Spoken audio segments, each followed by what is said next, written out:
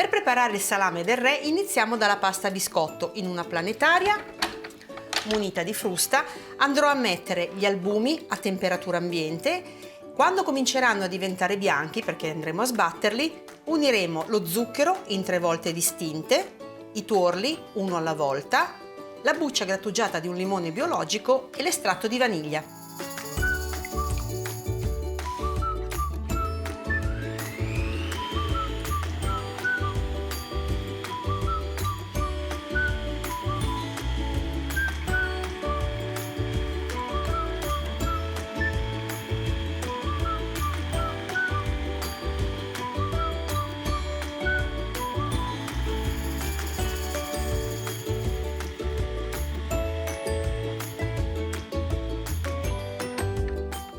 Ci siamo, l'impasto è ben montato, aggiungo il sale, setaccio la farina all'interno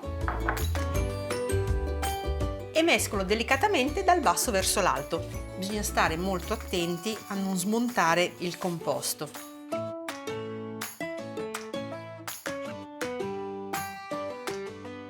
La pasta a biscotto è pronta, la verso in una teglia da forno che ho spruzzato con dello staccante. Se non avete lo staccante potete usare del burro e poi ci ho appiccicato sopra la carta forno. In questo modo non si muoverà. Quindi metto l'impasto nella teglia,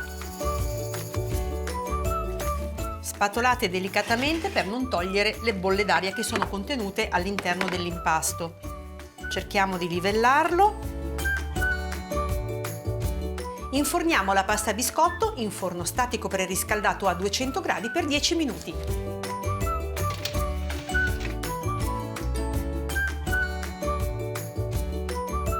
A rotolo caldo appena sfornato mettiamo sulla superficie un po' di zucchero semolato e poi copriamo con pellicola, perché il rotolo, visto che poi andrà arrotolato, deve mantenere tutta l'umidità e la pellicola la manterrà all'interno della teglia. Sigilliamolo bene. E mentre il rotolo si raffredda, noi ci dedichiamo alla preparazione delle creme. Per preparare le 2 creme, in realtà ne prepareremo una crema pasticcera che poi divideremo. In una andremo a aggiungere il cioccolato e l'altra resterà invece così, semplice. Prendo il latte, lo verso in un pentolino, aggiungo la panna e l'estratto di vaniglia, mescolo e attendo che il composto sfiori il bollore. Nel frattempo, in una ciotola, verso i tuorli, aggiungo lo zucchero semolato, l'amido di riso e l'amido di mais e mescolo tutto. Mescolare gli amidi con i tuorli serve proprio a eliminare tutti i grumi. Adesso aggiungo la scorza di limone grattugiata.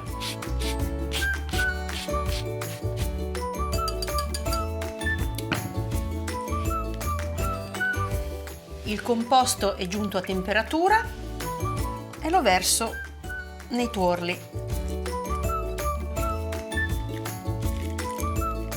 Mischio bene tutto. Rimettiamo la pentola sul fuoco, versiamo all'interno il composto ottenuto e sempre a fuoco dolce facciamo addensare la crema.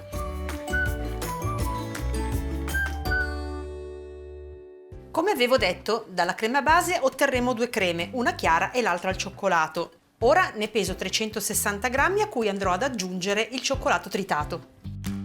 A questa crema ancora calda, mi raccomando, aggiungiamo il cioccolato tritato e mescoliamo per farlo sciogliere completamente. Se non dovesse sciogliersi completamente possiamo aiutarci col microonde. Copro con pellicola a contatto e l'appoggio direttamente sulla superficie della crema, così non si formerà nessuna pellicina. Verso la restante crema nell'altra ciotola. Copro anche questa a contatto. Eccole qua, le lascio raffreddare a temperatura ambiente e poi le metto in frigorifero perché diventino ben fredde. La pasta a biscotto è fredda. Elimino la pellicola. stacco la parte inferiore. Facciamolo delicatamente in modo da non rompere la pasta biscotto, che è molto soffice e spugnosa. Cerchiamo di tirare la carta stando rasente la pasta biscotto. Ecco qua. Avete visto com'è bella morbida e soffice? Rimetto la carta sopra, perché comunque l'abbiamo staccata, e la giro in questo modo. E poi, solo per una questione estetica, elimino questa pellicina dorata in superficie, in modo da ottenere lo stesso colore del fondo. Ci possiamo aiutare con un coltellino, semplicemente raschiandola, verrà via molto facilmente. Guardate. Abbiamo tolto la pellicina dal rotolo, quindi adesso è il momento di preparare la bagna. In una ciotola metto l'alchermes e poi aggiungo l'acqua, mescolo e la bagna è pronta. Inzuppo la pasta biscotto intingendo un pennello all'interno della bagna e bagniamo la pasta biscotto in questo modo.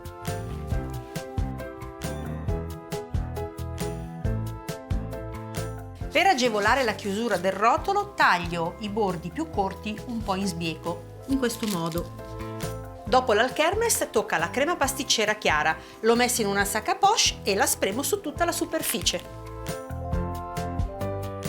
Con una piccola spatolina la spalmo uniformemente su tutta la superficie. Facciamo la stessa identica cosa con la crema al cioccolato. Per quanto riguarda la crema al cioccolato, fatene avanzare un pochino perché vi servirà per la decorazione finale.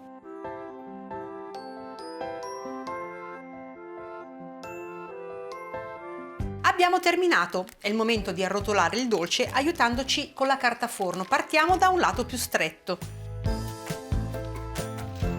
Mettiamo il rotolo in senso longitudinale, così, con la chiusura verso il basso. Arrotoliamo ben stretto nella carta forno e poi lo avvolgiamo ben stretto nella pellicola. Mettiamo il rotolo in un vassoio e lo portiamo in frigorifero almeno per una notte a riposare e rassodare. Se volete tagliarlo ancora meglio, mettetelo in freezer per almeno un'ora. Ecco il nostro salame del re dopo aver riposato. Se dovete mangiarlo a casa tra di voi, potete lasciarlo così com'è. Se invece dovete presentarlo a un compleanno, quindi a qualcosa di più formale, vi conviene tagliare l'estremità perché è più elegante. In questo modo, ovviamente non vanno buttate, le mangerete voi. E guardate che meraviglia è al suo interno, bellissimo e colorato. Ora tagliamo invece due fettine da poter presentare.